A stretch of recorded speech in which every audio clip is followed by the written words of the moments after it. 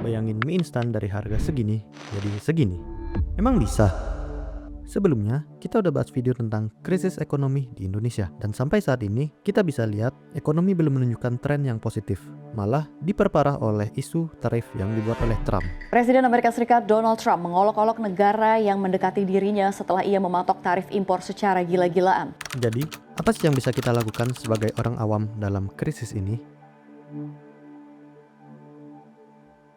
Pertama, kita nggak boleh denial.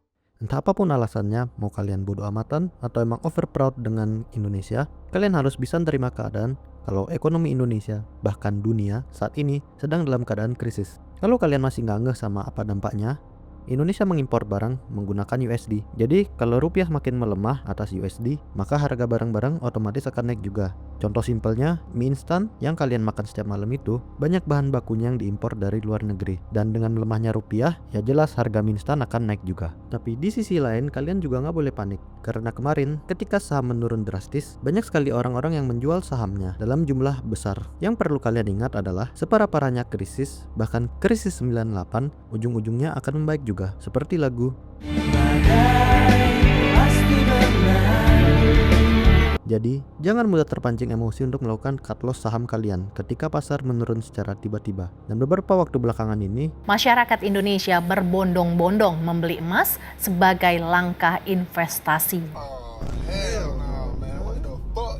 pelajaran yang dapat diambil adalah dalam menghadapi krisis, kalian nggak boleh panik dan jangan pernah menghabiskan seluruh cash kalian ke dalam bentuk investasi. Mau bagaimanapun, dalam krisis ini kalian harus punya cash karena cash itu memiliki tingkat likuiditas yang paling baik. Yang terakhir, pertajam skill digital kalian. Hal ini bukan hanya berlaku dalam masa-masa krisis saja, tapi untuk jangka panjang. 2 tahun lalu, AI cuma bisa bikin gambar-gambar nggak jelas kayak gini. Sekarang, AI sudah bisa disuruh untuk bikin satu poster full, video, bahkan sudah banyak konten-konten sosial media dari UMKM-UMKM yang dibuat menggunakan AI.